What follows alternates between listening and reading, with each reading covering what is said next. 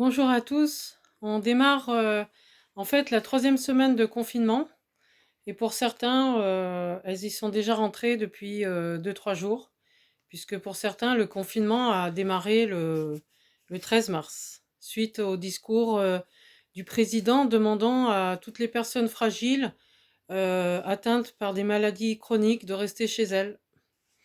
Donc pour cette entrée dans et puis aussi, bon, bah, pour cette troisième semaine de confinement, je vous propose une nouvelle que j'ai écrite il y a quelques années déjà et que j'ai intitulée «Le couple du Torrenguil».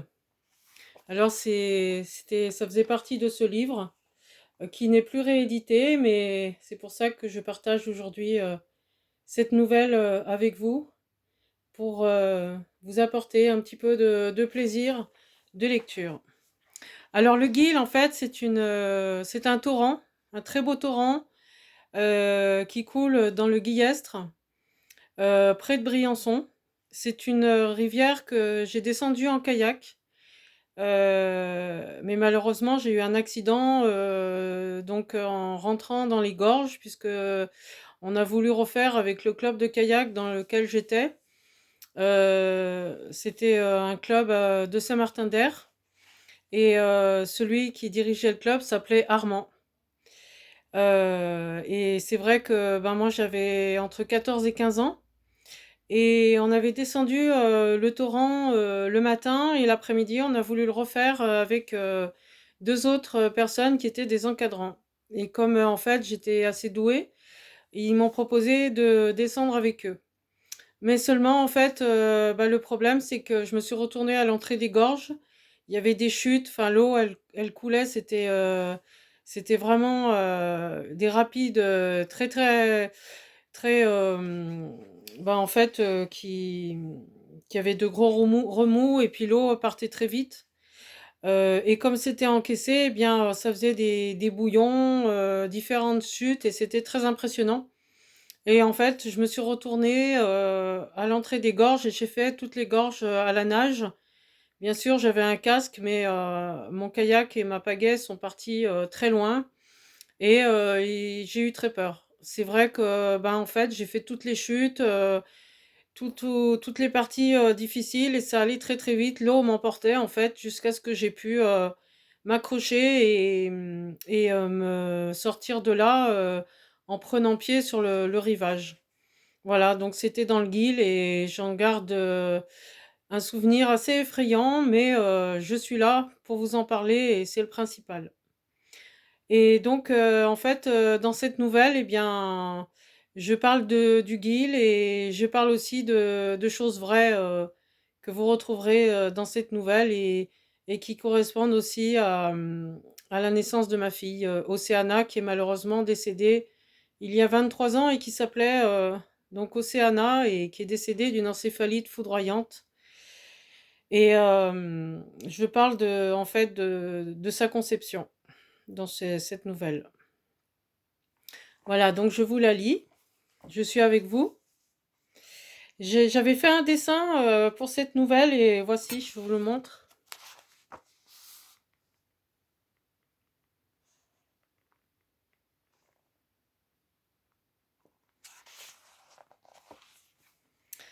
Pagiel ne voulait plus voir sa propre mère. Il avait en lui comme un grenier plein de rancune, de souffrance et de colère envers elle. Il lui en voulait de l'avoir mise au monde, puis de l'avoir placée en pension, et enfin de n'avoir pas su respecter ses choix d'enfant. En effet, il aurait voulu être astronome et il en avait la capacité. Mais sa mère ne sut pas entendre son appel et l'écho de ses rêves se perdit dans les étoiles. Elle ne sut pas lui donner non plus de repères pour qu'il puisse retrouver son père parti avant sa naissance. Dépité, déçu, découragé, le jeune homme ne voulut plus étudier et il décida d'apprendre un métier avec ses mains. C'est ainsi qu'il se rapprocha des étoiles en bâtissant les toits des maisons. Il était devenu charpentier, bâtisseur du ciel qui protège nos têtes. Il était heureux et sa joie d'être plus près des astres le transportait sur d'autres planètes. Il rêvait d'amour, de jours meilleurs, d'une fortune immense.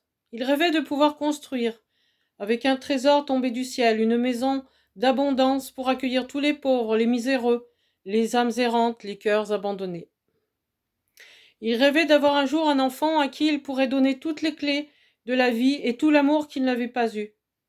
Il rêvait d'être le papa qu'il n'avait pas connu et de prendre sa revanche sur celui qu'il avait abandonné avant sa venue au monde.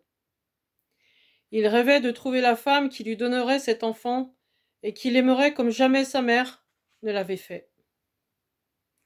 Enfin, une nuit, alors qu'il scrutait les étoiles en plein cœur du Trièves, attendant un signe d'humanité venu d'ailleurs, il entendit quelqu'un jouer du violon au sommet d'une colline, surplombant le village de Roissard et le lac de Monténard. L'astre de la nuit plongeait son cœur dans les eaux d'outre-mer et semblait servir de médiateur au Montéguy, à l'Aubiou et au Snépy. « Qui es-tu, toi qui joues si bien pour la lune » cria-t-il, le cœur rempli de curiosité. La musique s'arrêta, et une jeune femme nommée Coralie s'avança au sommet d'une maison. « Je suis une colombe et je chante pour tous les enfants de la terre. Je joue du violon pour semer la paix dans les cœurs. Comme l'archer envoie ses flèches, je lance mes notes pour éteindre l'indifférence, pour guérir la haine, pour donner la joie, pour réveiller l'amour. » Le jeune homme charmé lui répondit. « Tu es blanche, colombe, je suis l'agneau pascal. Le sang du Christ a coulé sur mon âme comme les larmes de la Vierge ont sûrement coulé sur la tienne. » Puis il se mit à pleurer. Émue, la jeune fille se rapprocha et s'assit près de lui. Il parla alors, lui ouvrant les blessures de son cœur, les plaies de sa vie, les souffrances de son âme. Il lui parla de ses épines, qui pourraient faire mal à la colombe qu'elle était. Mais la violoniste ne voyait que le cœur blessé de l'agneau. Cet agneau qui pleurait comme un enfant sans mère et qui n'avait même plus de maison à force de construire des toits pour les autres.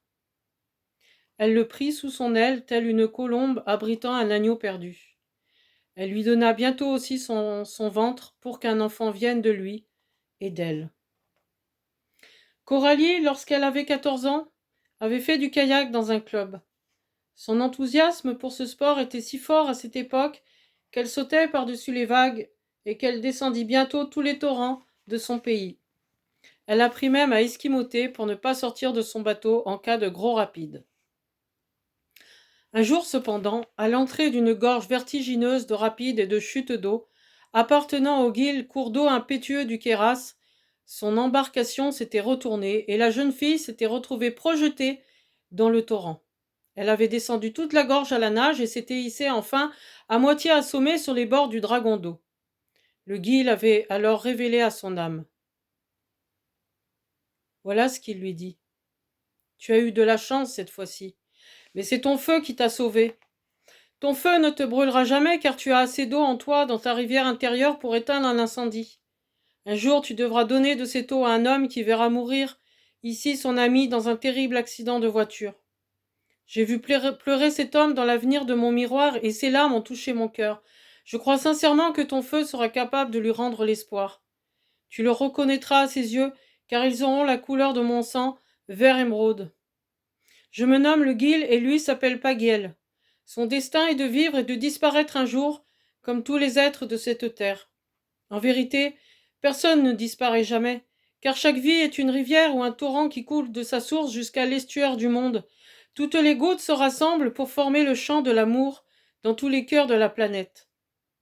La mort n'existe pas. Elle n'est qu'un passage, comme la chute d'eau est un passage vers l'eau paisible du lagon. Va, kayakiste, au cœur de feu, et porte ta flamme à tous les cœurs du monde. Tu as reçu le baptême de la vie pour éveiller les branches mortes des âmes endormies. Le Guil ne s'était donc pas trompé. La violoniste a réellement rencontré ce jeune homme nommé Pagiel. Elle lui a donné à boire de l'eau de cette rivière de feu qui coulait en elle. Elle lui a même donné sa flamme, mais il y avait trop de vent dans le cœur de cet homme. Aussi la flamme s'éteignit. Ainsi un jour la jeune femme, portant l'enfant de cet homme dans son ventre, alla se promener et la foudre tomba près d'elle. Elle eut très peur, mais son âme se souvint des paroles du dragon d'eau. Aussi la paix revint en elle comme une eau calme sur laquelle glisse doucement un cygne majestueux. Cependant, le jeune homme lui apprit que c'était lui qui avait envoyé la foudre du ciel sur elle, car il l'avait souhaité de toutes ses forces. Pourquoi, lui dit-elle, pourquoi cet orage dans ton cœur? Pourquoi tous les mots violents que tu me dis si souvent? Pourquoi avoir transpercé ta main d'un couteau? Pourquoi avoir pris l'argent du loyer? Pourquoi avoir toujours peur que je puisse t'empêcher de voir ta fille une fois qu'elle sera née? Et pourquoi toutes ces menaces qui blessent ma sincérité? Pourquoi tout ce mal dans ton cœur? Pourquoi taper dans les murs? Il ne répondit pas, les yeux baissés vers le sol, mais un torrent de larmes coula sur ses joues. Alors la jeune femme lui parla ainsi. Laisse couler tes larmes, laisse tomber la pluie, laisse courir ton père, laisse aller la vie. Ton amie est morte dans un terrible accident de voiture, dévorée par la gorge d'une route sinueuse, mais elle est toujours vivante, au cœur des gouttes qui s'égrènent dans le temps comme un chapelet aux pierres d'émeraude. Laisse-la chanter et chante avec elle, laisse-la prier et prie avec elle, laisse-la vivre et vis avec elle, mais ne la retiens pas, et surtout, ne te retiens pas de vivre parce qu'elle est partie. Personne ne part jamais. Aucune perle ne quitte le chapelet de la vie. Nous sommes tous unis dans la symphonie de l'univers. Et lorsque nous avons fini de jouer notre partition, le chef d'orchestre nous réduit au silence, nous demandant parfois d'écouter les autres sans jouer soi-même. La sagesse est de savoir que ce silence fait partie de la musique et que la vie de l'orchestre repose sur lui. Je vais te raconter, Pagiel, ce qui m'est arrivé il y a longtemps et ce qu'un ange m'a dit. Un jour, alors que j'avais une douzaine d'années, mon père m'a fait descendre une rivière toute seule en kayak, et cette rivière, c'était l'Allier. L'Allier de mon cœur, celui de mon enfance, l'Allier du berceau de ma vie. Un ange me suivait le long de cette berge. Il m'a pris à puiser la force tout au fond de moi comme on tire l'eau d'un puits. Durant toute la descente, j'étais seule sur la rivière. J'avais 12 ans. Et c'est vrai. Et je rencontrais de nombreux obstacles, tels que des rapides tumultueux, des troncs couchés en travers, ou des branchages flottant dans le courant. Ainsi, à un moment, alors que je passais un rapide, j'aperçus un tronc, placé au-dessus du courant comme un point d'orgue sur une portée de musique. Je ne pouvais pas m'arrêter, et je ne voulus pas être assommé, aussi j'étais obligé de me retourner, de dessaler, comme on dit dans le jargon kayakiste. Je me suis donc retrouvé hors de mon bateau, essayant de le récupérer. Mon ange m'aida à le tirer hors de l'eau et me dit « Ta mélodie n'est pas terminée, et la partition de ta vie est encore longue. » La décision que tu as prise de te retourner était la meilleure. Ainsi, certaines notes sur la portée musicale sont écrites avec la barre tournée vers le bas. Les moments de ta vie sont autant de notes qu'il faut savoir accueillir avec justesse. Pour cela, il suffit de s'accorder au diapason de l'univers. L'ange m'aida à vider mon kayak, empli d'eau, et me dit avant de partir « Écoute la musique de cette rivière, et elle deviendra ton allié, car les gouttes qui forment le courant sont autant de notes de musique, et toutes les rivières du monde sont autant de mélodies s'écoulant vers la symphonie des mers et des océans. » Puis, l'ange disparut, et je repris ma route vers l'aval de la rivière où m'attendaient mes parents, si confiants en leur progéniture et au destin pour m'envoyer toute seule sur cette rivière. Malheureusement, quelques kilomètres plus bas, il m'arriva une deuxième mésaventure. En descendant un rapide, mon kayak se prit dans les branches d'un arbre et se retourna. Bien entendu, j'étais en dessous et horreur, je n'arrivais pas à me dégager du bateau, la jupette de sécurité restant accrochée à l'embarcation. Je crus que ma dernière heure était venue, mais je me souvins des paroles de l'ange au sujet de la longueur de la partition. C'est alors qu'une énergie invincible me vint qui m'aida à m'échapper de ce bateau emprisonné dans les branches. Lorsque je remontais sur la berge, je vis mon ange qui s'envolait vers le soleil avec un violon illuminé de lumière. Il jouait une petite musique, et les notes tombaient sur moi en une pluie de rosée qui m'enivra de joie devant cette vie orchestrée par un chef à l'oreille mélomane. Tout cela est vrai, je l'ai vécu. La jeune femme, après avoir prononcé ces dernières paroles, embrassa le jeune homme en larmes et lui dit « Dans la rivière de la vie, nous bannissons peurs et folies lorsque nos mains bâtissent les ponts qui nous relient à nos dragons. Tu y arriveras un jour. » Coralie demeura près de Pagiel jusqu'à la naissance de leur fille. Lorsque celle-ci eut 3 mois, la jeune maman prit son envol avec elle pour d'autres cieux, vers d'autres toits. Elle s'entendit avec son père pour qu'il voie leur bébé et s'en occupe comme un parent responsable. En partant, elle lui laissa une plume. Avec cette plume, elle écrivit une chanson qu'elle lui offrit. Toi, l'agneau pascal au cœur d'or si pur, fils des étoiles qui cassent les murs, va sur ton chemin et chante son fin par-delà les peurs du fond de ton cœur. Pardonne-lui donc à cette mère, joue sur ta conque mille prières. Cherche ton père dans tes racines, loin de ces terres criblées de mines. Né de Dédale, voici ton enfant qui tuera le mal du passé violent. Elle saura la paix de ton cœur meurtri. Laisse tes regrets et poursuis ta vie. Lorsqu'il entendit ce chant, le jeune homme pleura toutes les larmes de son corps. Il courut après la jeune femme, mais elle était déjà partie. Elle s'était envolée, la colombe, trop fragile pour survivre aux épines de la couronne du Christ qui saignait le cœur du jeune homme. Alors il s'en alla, l'âme en peine, trouver un vieil ermite. Celui-ci le reçut et lui dit à travers la braise silencieuse de ses yeux: « Mon garçon, tu as trouvé l'amour, il t'a laissé le plus beau cadeau de la vie, un petit enfant, et il s'en est allé.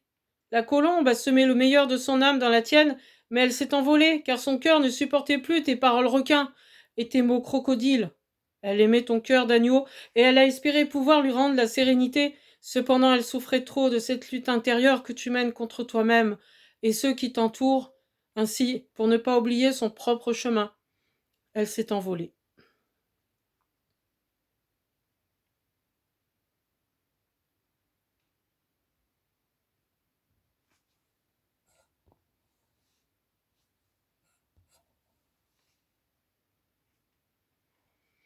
Sache en tout cas qu'elle ne t'oubliera jamais, qu'elle ne te trahira pas dans ta relation avec votre fille, et qu'elle ne t'abandonnera pas. N'écoute pas ceux qui jalouseront votre amitié et qui chercheront à la salir. L'amitié véritable est un trésor plus grand que tous les trésors du monde, car il est tissé avec les fils de l'amour, les fils d'argent de la confiance et les fils cuivrés de l'estime. Ton ami t'a donné une enfant, océan d'amour. Apporte la paix de ton cœur à cette étoile qui vous est envoyée. Ne soulève pas de tempête en elle, mais souffle sur son âme le doux vent de la sérénité. Demeure en paix avec sa mère et vous serez heureux ainsi dans le respect du chemin de l'autre. Pour finir, va voir ta propre mère avec un bouquet de 12 roses rouges, 12 comme les étoiles de Marie. Pardonne-lui au nom de ta vie et demande-lui aussi de te pardonner ces phrases araignées que tu as laissées en toile de malédiction au carrefour de vos routes. Va, mon fils, toi qui as un cœur si pur, qui saigne de révolte, sois guéri et marche la tête droite dans la lumière de l'espérance. Le jeune homme grava chacune de ces paroles dans son cœur et rentra chez lui. Nul ne sut jamais ce qu'elles devinrent, car quelques mois plus tard, l'étoile que lui avait donnée le ciel s'envola. L'âme de sa fillette retourna au pays des anges, laissant un père et une mère choqués, le cœur brisé en 2 morceaux, un agneau et une colombe pétrifiée de douleur. La jeune colombe chante depuis doucement. Je t'aime à jamais, ma fille, petit ange d'or, et pour que tu ne sois pas triste, je transforme mes larmes en douces plumes pour caresser ton âme. La reconstruction se fait lentement. Parfois les murs s'écroulent, mais il reste toujours de plus en plus de briques à chaque nouveau tremblement de terre intérieure. Merci pour votre écoute et à bientôt pour d'autres partages. Et prenez soin de vous pendant ces temps de confinement qui sont difficiles. Au revoir.